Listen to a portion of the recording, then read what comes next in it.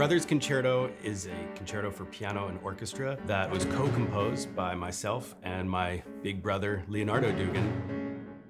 I've always longed to have a piano concerto that I felt was a vehicle for me to express myself as someone who loves the classical tradition and also loves playing jazz. I always had this idea that the best way to do that would be to partner with Leo, because we hear music the same way and we grew up together as musicians, and so much of the way I think about music I learned from him. We really believe in the mission of combining the jazz and classical traditions and really showing that these two types of music belong together. We wanted the piece to have a narrative component to it, and that each movement would be sort of a vignette of a meaningful moment in our lives together. 2 years ago, my family and I, we lost our house to a fire.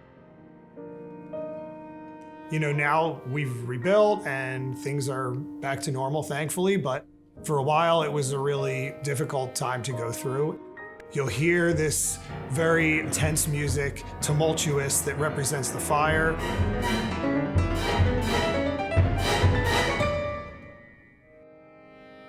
And then there's other themes that represent hopefulness and rebirth and regrowth. The piece really takes you on this journey through that. When I first heard Peter play that theme, it was like, kind of brought me to tears just thinking about the journey and stuff. Throughout my childhood, Leo was sort of teaching me bits and pieces of how to play jazz. And finally, I had graduated to the point that he would take me on a gig. I had a series of old beat-up cars at the time. This was just one of the many. Every time there was a red light, we were about to stall out on the way to the gig, and we were about to get stranded in the middle of Philly. So this movement that's like kind of halting, and there's these kind of crazy rhythms stopping and going. There's this feeling of nervousness, anticipation, which is what I was feeling that night. And the car never drove again.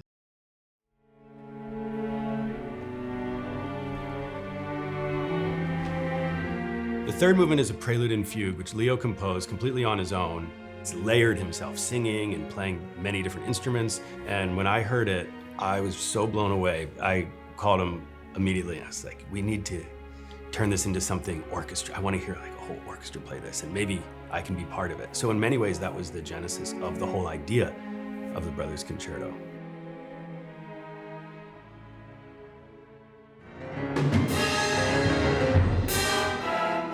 When I was little, our family would love to go camping.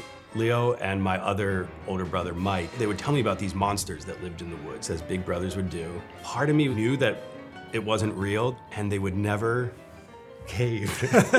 So in this piece of music, what you'll hear is the combination of laughter, good-natured mockery, and genuine terror.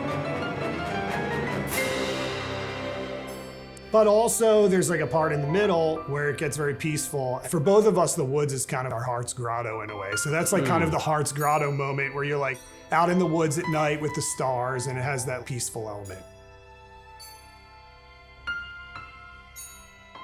Co-composing for me has been a really interesting new experience, and I feel like I've learned a ton from it. At first, I wasn't sure even how to approach it because it's such a personal process for me. And then by the end, it was so smooth. We were like thinking with one brain. Yeah, and then that could be boom. Yeah, I feel that now. Yeah, because this is staying. Sometimes Leo would record me improvising and then transcribe that and tweak maybe a note here or a note there, and then that would turn into the piano part. So a lot of what you hear are written out improvisations. I always knew that the dream piece would be for us to come together and combine the way that I approach the keyboard with his approach to constructing a piece of music. We're lucky enough to get a commission to make this dream come true from the Kalamazoo Symphony and from the Boston Conservatory at Berklee. Just the first time I got to play this piece with an orchestra and have that tune that I know like came from his mind originally, and then like hear it and be part of it. There's been some tears. There's been some tears. But it's personal, and like when you make art that's personal like this, I think that's what it's all about. And hopefully audiences, when they hear it, they'll sense that.